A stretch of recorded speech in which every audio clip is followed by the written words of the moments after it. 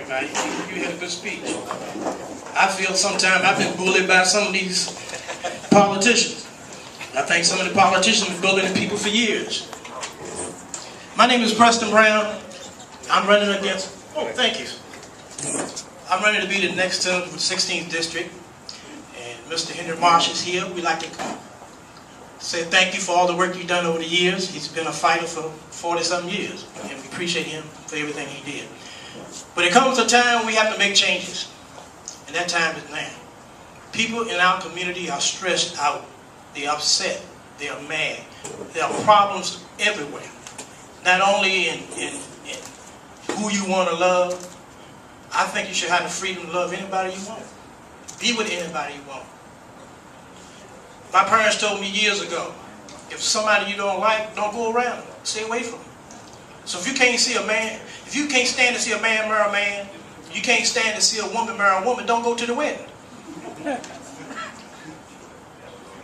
But in the 16th district, we got a problem with jobs. We need jobs in our community.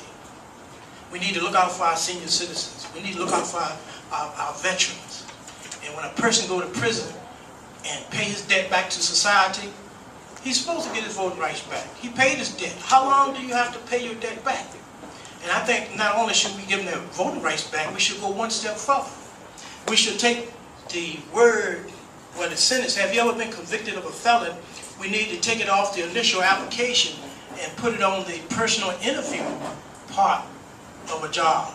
Because a lot of times the doors are closed from the application without getting a chance to sit at the table and talk to a person and look them in the eye and say, well, you've been a felon, what happened? Tell me what happened. Have you changed? And a lot of times the doors are locked because they look at a paper and it says, have you ever been convicted of a felon? You say yes, and you can't get in the door. We need to open up the door for our community. We need to open up the door for the people. Sure, we have plenty of problems in our community. Sure, we have people who have been in the General Assembly and stuff for years, and the problems are not being solved. I'm running as an independent. Democrats don't like Republicans. Republicans don't like Democrats. And when you hate, you can't communicate. I want to be the senator that can communicate with the Republicans and the Democrats. Sure, you got 22 Democrats there, 18 Republicans, and some seats might change. But with an independent, sometimes the independent may have the controlling vote.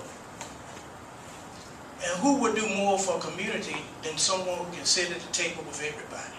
And that's our problem. We rely on a party. If you're not in the party, they mistreat you. If you're in the wrong party, they mistreat you. I've been voting Democratic. I've helped work on Democratic campaign. Most of them won't even speak to me now in public. They'll call me on the phone or talk to me if I'm by myself. But if I'm in a, like in here, they won't speak to me. Because if another Democrat see them speaking to me, then they will be bullied. Bullied. And that's what a lot of politicians have done over the years. Have bullied people to vote what they don't want to vote. Right now we got an issue on the table, nobody's speaking up. Dominion Power is ready to raise your rates. Your light bills are going up in January. They put a request in the State Corporation Commission after the General Assembly already froze the rate increase till 2013. Why is nobody speaking up? I hate to say it, but they donate to all the candidates. Big money.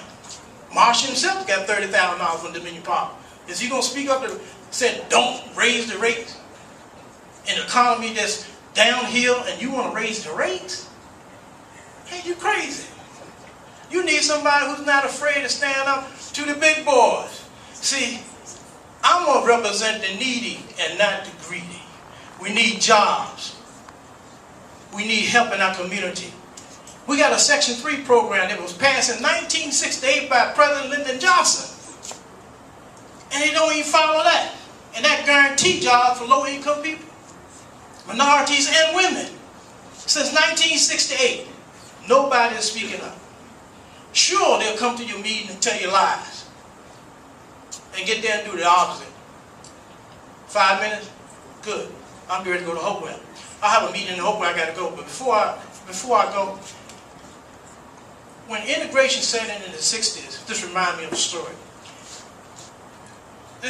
Back then they called him colored. This colored man got a job in this all-white firm.